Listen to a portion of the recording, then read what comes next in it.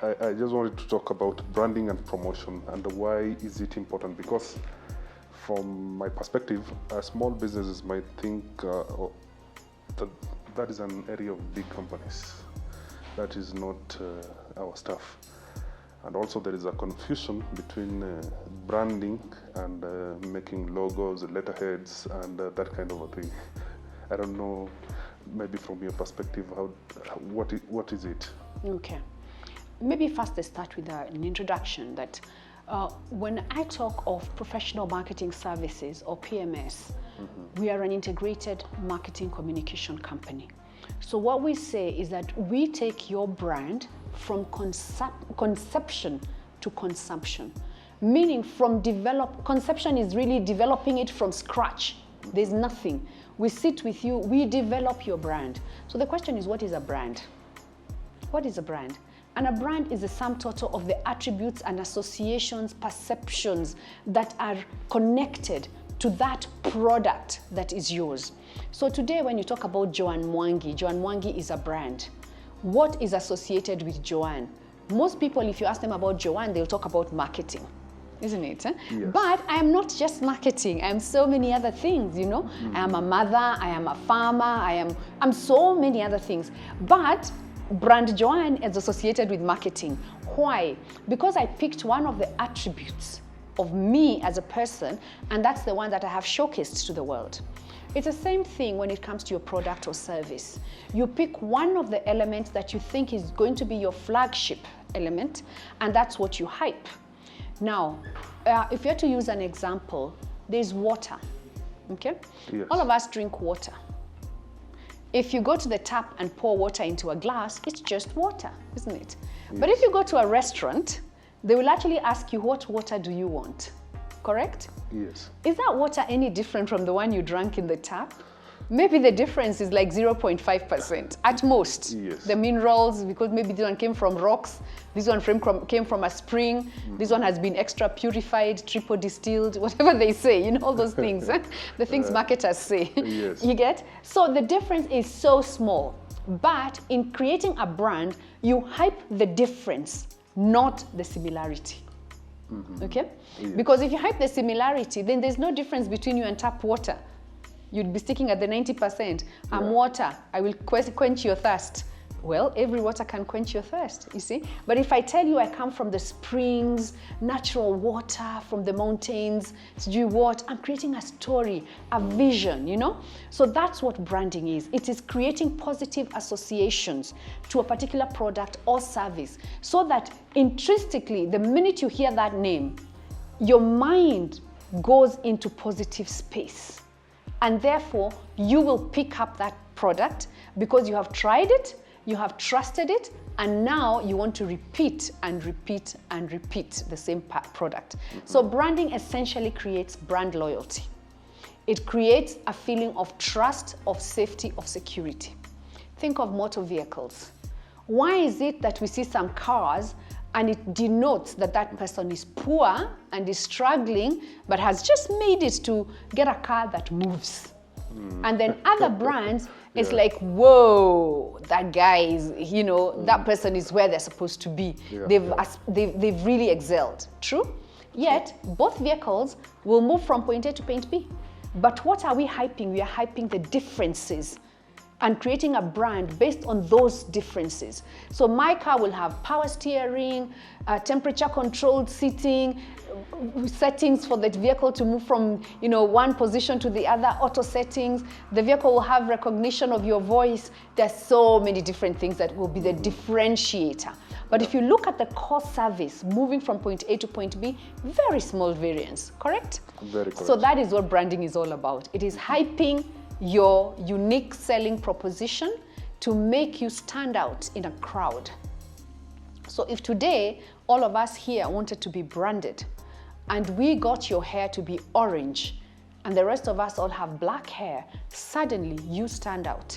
You will be noticed, and therefore your brand gets more mileage. People will be saying, oh, do you remember the guy? Which guy? The one with the orange hair. Yes. And there'll be brand recognition. So when it comes to branding, that's what we do. We create the orange hair. You get? For products. That's what we do. So what I would say is that every business needs branding. Yes. Because branding, you know, there's personal branding, there's also product branding, even there's a business branding. Every business needs branding because, as I said, it's really hyping your positives and what makes you stand out. So every business needs that, because if you don't do it deliberately, other people will do it for you without you knowing. Mm-hmm. Case in point, if today you walk into this room and you tell us, I'm the most intelligent person in Kenya. When we're talking about you, we say, oh, the guy who said he's the most intelligent person in Kenya. You get? Yes. But if you tell us nothing, we will pick something about you. So we'll say, the guy who spoke Kiswahili. And maybe that is not what you want us to remember, but that's what we will remember, because we will pick whatever we choose to pick. So branding means that you direct people's minds where you want them to focus, as opposed to leaving it free for people to make up their minds and to create a brand for you. Because either way, people will create that brand positioning for you. Mm-hmm. And that is the personal brand and the business brand. Can an individual build them at the same time, or which one can somebody build first before they build the other one? Okay, let me put it this way. You have to determine why you want to build a brand. Yes. A lot of the time, you'll find, like, for example, if my business was selling soap, then the business is what I would focus on, because I'm selling a commodity that does not have a relational aspect. When you buy soap, you don't know who made it. You don't need to know the name of the owner of the business. You just buy soap. Yeah. And the qualities of the soap are what matter to you. However, if you're buying consulting services from me, you need to know me and to trust me, because you're relying on my brain. It's me you're buying, essentially, you know, or a portion of me that you're buying when you buy by consultancy. So you need to look at it in terms of what does this do for my business? What does my business need? So if I'm doing soap, the first thing I will do is develop my soap brand. And then I will have my personal brand riding on the soap brand, because I'll be able to say, I make the best soap in Kenya. You've tried it, you've tested it, and now I want to go on and make for you, from soap, what would I make? Detergent. And because you already trust my soap, you now can trust my detergent, or you now can trust my mop, whatever it is I will make next. Yeah. So I'll be riding on the success of A to make B. But as a person, you could also make your brand a brand for the simple reason that you just want to be famous, you want to be known, you want to be popular. And in this case, think of influencers, think of socialites, you know. I really don't think I know the meaning of socialites, by the way, because I just say it's people who are known in social media. So that's the definition I am using. Eh? Yes. So if you think of those people, let's use the influencers, for example. What is it that they do? They build their brand, they build their following, they create a positioning that people know so-and-so is always talking about Jean, for example. So when the Jean brands wants to advertise, who do they get? That person, because the audience they're attracting is inclined in that direction. That person in real life could be completely different from the person you see online. So that's how a brand is created.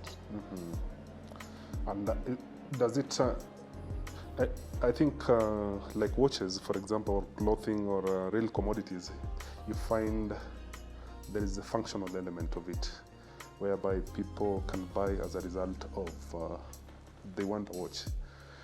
Others would buy because it is a Rolex. It's maybe a Philippe Patek, because as you said, there is a story behind it where they're passing a watch from generation to generation, so that your father left you, the grandfather left you. I think it's a very powerful thing to be able to build a brand. I think if you look at it, building a brand is telling a compelling story that is memorable, and it is repeated time and time again until it becomes the truth. Think, when Philippe Patek decided that they were going to say that you never own a Philippe Patek, but you just hold it in trust for the next generation, they created a story that tells you several things. One, that their watch is durable. So you don't need to worry how much it costs, because come on, your lifetime is too short for us to worry about. We're worrying about the next and the next and the next generation. So whatever investment you're putting in, come on, it's good for life. It's good for eternity almost. You know, that's what they're telling you. Secondly, they're telling you while you're wearing it, you're showing that you're a very responsible person because you will be giving it over to somebody else. And we know we all like gifts, you know? So they're telling a story. So somebody sat and crafted that message. And that is the work of a communications agency. That's what we do. We create those slogans, that taglines, that make you create an impression in your head that you carry. How come when you talk about Philippa Tech, I remember it, you remember it, we remember the story? Yes, and yet neither one of us can afford one, you know? That's but right. we know the story. But those who can afford it, read the story, bought the story, saved money, and when they finally had the money, bought it. True? That's what you do. You create your latent demand, and that demand will become active demand when the people can reach the level. And when you see brands, big name brands, creating their name. For example, why do we have a lot of Polo Ralph Lauren fake shirts? See? Yes. Most of us own fake ones in Africa. You rarely see a real, actually you can hardly tell, maybe 10% are the real thing. But you know, for Polo Ralph Lauren, what their position is on that? They say the best advertising for their authentic product is the fake product. Because you wear the fake because you wish you are wearing the real. The day you make money, you stop wearing the fake and wear the real. And go for the You get? So it. there's so many ways to create a brand and to enhance a brand and to grow a brand. And you have to be very strategic, because if today Polo wanted to fight in Africa and start suing us for wearing fakes, they're suing the wrong people. You're suing somebody who can't even afford your shirt. Even if you fight with them, how do you help yourself, you know? So you have to see the many elements of a brand, but really ultimately it's a story very well told. Wonderful, wonderful. I think we go to the last bit of it, where we are talking about now the lion's part, the lion's den. And maybe I will ask, like in Kenya today, how do you find the space of entrepreneurship, and what should be done to create more entrepreneurs? Or why is it important to create entrepreneurs? I actually don't think that we need to create entrepreneurs. We need to grow the entrepreneurs. If you research on Kenya's market, the number of entrepreneurs, the people who start businesses, are so many. The question is, why is it that so many fall by the wayside? And that's where the real issue is. Because you need to have people at the startup stage growing. Now in Kenya, what you find is that you have 1 million people at this level, but only a very few, maybe even 10%, move from micro to small. From small to medium, another maybe 10-15%. From medium to large, another maybe 5 to 10%. It is too small. The numbers are too small. We need more of these people at the bottom, the micro, moving and growing through this chain. So the question is, what is it that is lacking at this stage? The startups. What is failing the startups what is preventing the startups from growing? Yes. I don't want to go and start and help you to become a startup because it's too much work. But when you've already started, how can I help you to become a medium-sized company? I think that's where the crux of the matter is. And the most important thing is teaching people the business skills we're talking about.